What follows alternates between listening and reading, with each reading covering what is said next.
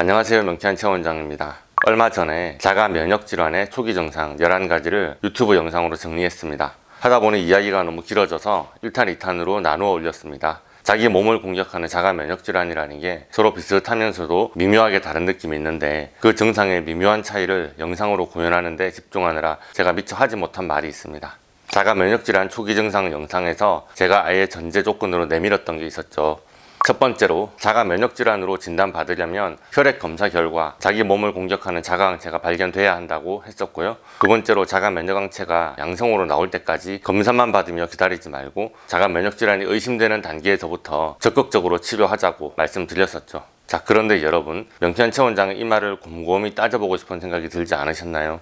자가 면역항체가 발견되면 무조건 다 자가 면역 질환인가요? 이런 질문이 당연히 나와야 합니다. 명쾌한 최원장이 자가 면역항체 양성으로 나왔다면 무조건 자가 면역 질환인 것처럼 말했지만, 이 말이 모든 경우에 다 맞지는 않습니다. 첫 번째로, 자가 면역 질환으로 분류되기는 했지만 그 자가 면역 질환을 유발하는 항체가 원래 없는 경우도 있습니다. 자가 면역 항체가 원래 없다기보다는 현대의학 수준으로는 아직 연관된 항체를 정확히 찾아내지 못했다고 말하는 게 맞겠죠. 대표적으로 유명한 것이 궤양성 대장염과 크론병입니다. 혈액 검사로 항체 유무를 확인하는 것이 아니라 대장 내시경이나 엑스레이로 대장의 상태를 보고 초음파나 CT 자료로 대장은 물론 소장까지 참고해서 주치의가 임의로 진단합니다. 그래서 만약 크론병이나 궤양성 대장염과 같이 자가항체가 없는 질환인데 혈액 검사상 자가 면역항체가 양성으로 나왔다면 다른 자가 면역 질환으로도 증상이 악화되는 것은 아닌지 살펴보는 것이 필요합니다.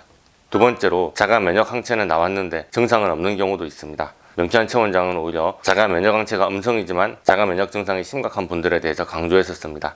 몇 달에 한 번 주기적으로 병원에 가서 혈액 검사를 받으면서 항체가 안 나왔네요, 다음번에 다시 검사해보죠 하면 그냥 다음에 병원에 가고 항체가 나왔네요, 그 말만 나오기를 기다리고 있지 말라는 뜻이었어요. 그런데 여기 함정이 있습니다. 자가 면역항체가 양성이라고 해서 모든 환자분들이 다 증상이 심한 것은 아니거든요.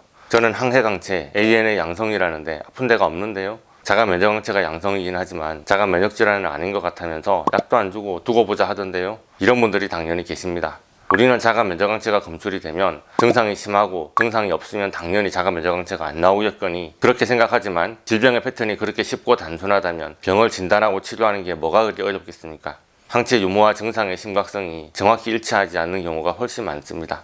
그래서 자가 면역항체 한 종류가 양성으로 나왔다고 해서 무조건 자가 면역질환 확진을 받는 것은 아닙니다. 자가 면역질환의 종류가 약 100가지 정도 된다고 하는데요. 그 중에 혹시 어떤 자가 면역질환인지 구분하는 과정에 각각 종류별로 여러 조건이 있지 않겠습니까? 그 조건에 맞아야 그 자가 면역질환 진단을 받게 되겠죠. 그런데 항체 하나를 검사했는데 양성이 나오면 이것은 무조건 100% A라는 자가 면역질환입니다, 이렇게 진단이 가능한 키트는 거의 없습니다. 다들 코로나 검사해 보셨겠지만 양성이 아닌데 양성으로 검사 결과가 잘못 나오는 위양성 확률도 제법 높은 편이고요. 게다가 자가 면역질환 초기 증상에서도 설명했듯이 자가 면역질환끼리 증상도 겹치고 검사 결과도 자주 겹칩니다. 그래서 자가 면역항체 하나가 양성으로 나왔다고 해도 다른 조건에 맞지 않을 경우에는 자가 면역질환으로 확진하지 않습니다. 일시적으로 자가 면역항체가 양성으로 나올 수도 있다고 보고, 시간이 지나면 호전될 수 있는지, 자가 면역질환으로 악화되는 중인지, 그에 해당되는 증상이 있는지 다각도로 살펴서 진단하게 되는 거죠. 그래도 이런 상황일 때 자가 면역질환일 가능성이 더 높다, 이렇게 말할 수 있는 조건이야 당연히 있겠죠. 자가 면역항체 종류가 상당히 많습니다. 자가 면역항체 하나가 양성으로 나온 것보다 여러 종류의 자가 면역항체가 양성으로 나올 때 자가 면역질환일 가능성이 높아집니다. 항체 역가가 클수록, 예를 들어 1대 80보다 1대 160이, 1대 160보다 1대 320이 자가 면역질환일 가능성이 높아집니다. 그리고 이렇게 자가 면역항체는 양성이 나왔어도 증상이 전혀 없는 분도 있거든요. 그래서 자가 면역질환에 해당되는 증상이 심하게 나타날수록 자가 면역질환의 가능성이 높아집니다. 자, 그런데 주의해야 할 점은 항체 역가가 크게 나왔다고 해서 나는 아주 많이 아픈 거구나, 병이 심각하구나, 그렇게 생각하실 필요는 없어요. 항체 역가가 큰 것은 자가 면역질환이 맞나 아닌가, 그것을 판단하는 기준으로만 씁니다. 역가가 높으면 자가 면역질환이 확실해 보인다는 말이지, 증세가 심하다거나 질환이 많이 진행되었다거나 그런 걸 판단하는 기준은 아닌 거예요.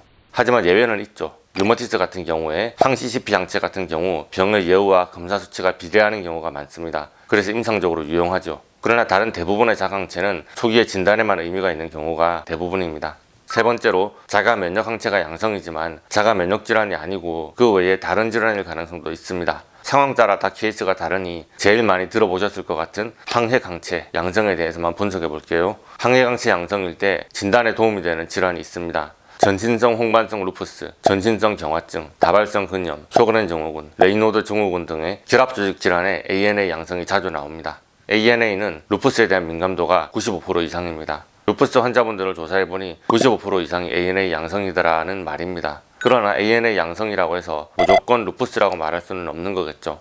다른 질환도 ANA 양성이 나올 수 있으니까요. 결합 조직에 문제가 생기는 자가 면역 질환이 아니라면 그 외에 자가 면역 질환도 의심해 봅니다. 제1형 당뇨, 자가 면역성 간염, 하시모토 갑상선염 등의 질환도 ANA 양성이 나옵니다. 알코올성 간염에서도 ANA 양성이 나오는 경우가 간혹 있습니다. 그 외에 건선, 편평태선 등의 피부 질환도 ANA 양성이 나오기도 합니다. 이외에도 결핵, 바이러스 감염, 기생충 감염, 유방암, 전립선암, 백혈병, 호지킨스 림프종 등 자가 면역 질환이 아니지만 ANA 양성이 나오는 경우도 있습니다. 이와 같이 ANA 양성이 나올지라도 자가 면역 질환 이외에 여러 질환을 다각도로 의심해야 합니다. 그리고 천천히 생각해 볼 것은 건강한 일반인들 중에서도 ANA 양성이 나오는 경우도 많다는 거예요. 잘 보세요. 암이나 백혈병에도 ANA 양성이 나오지만 바이러스나 기생충에 감염돼도 ANA가 나올 수가 있잖아요. 기생충이 있어도 있는 줄을 모르고 사시는 분들도 많으실 거고요. 얼마 전에 감기 걸려서 콧물 줄줄 나오고 기침 좀 했었는데 건강검진에서 우연찮게 ANA가 양성으로 나온 거예요. 그리고 암 환자보다 감기 환자가 훨씬 더 많겠죠. 그래서 자가 면역 항체가 양성으로 나왔다고 해서 무조건 자가 면역 질환도 아니고 역가가 크다고 해서 무조건 증상이 심한 것도 아닙니다. 자가 면역 항체 유무보다 훨씬 중요한 것은 여러분의 증상입니다.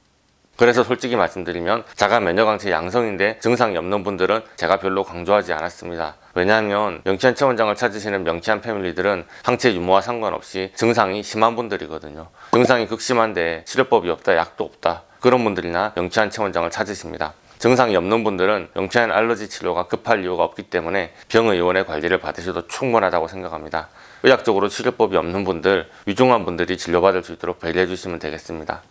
그런데 원장님, 항체 검사 결과가 자주 바뀝니다. 여기저기서 검사를 할 때마다 어떨 때는 심하다고 하고 어떨 때는 괜찮다고 나옵니다. 이걸 어떻게 해석해야 되나요? 뭐를 믿어야 될지 모르겠네요. 이렇게 질문하시는 분도 계십니다. 자, 결론만 간단히 말씀드리자면 자가 면역 항체를 검사하는 검사법인 면역형광 검사법은 기계가 아니라 사람이 눈으로 보고 판단하는 검사입니다. 자기의 면역계가 자기 세포를 공격해서 세포 내의 핵이 망가졌는지를 알아보기 위해서 그 항체에 들러붙는 형광염료와 반응을 하게 합니다. 그걸 검사자가 형광현미경으로 관찰하죠. 형광의 밝기가 세면 셀수록 세포 내의 물질이 많이 터졌다고 보고 이게 자가 면역 반응으로 인한 결과라고 판단하는 겁니다. 형광색이 얼마나 밝으냐를 판단해야 되는데 이게 솔직히 말하면 사람마다 다를 수 있겠죠. 집 앞에 병원의 임상병리 결과와 전국의 샘플을 다 검사하고 진단하는 메이저 병원의 결과가 다를 수 있겠죠. 사람이 하는 일이니까요. 그래서 그걸 너무 그렇게 따지지 말고 일단 자가 면역 질환 진단을 받으셨다면 더 이상 크게 신경 쓰지 마시라고 말씀드리고 싶습니다. 증상이 내려가서 관해됐는데 항체는 그대로 양성이 나오고 역가도 그대로 나오는 분들도 많거든요. 항체 유무는 진단을 위한 방법 중에 하나라고 생각하시고 항체의 역가가 바뀌는 것보다는 여러분의 증상이 호전되고 있는지를 관찰하시는 것이 나을 것 같습니다. 저는 여러분의 몸의 호소를 들으며 증상에 집중해서 치료를 하던 중입니다. 오늘은 항해강체 ANA가 양성인데 자가 면역 질환이 아니라고 하는 케이스에 대해서 전격적으로 분석을 해봤습니다. 오늘의 영상이 도움이 되셨다면 좋아요, 구독, 알림 설정 부탁드리겠고요. 질문 있으시면 댓글 달아주시거나 네이버 톡톡으로 문의해 주십시오. 감사합니다.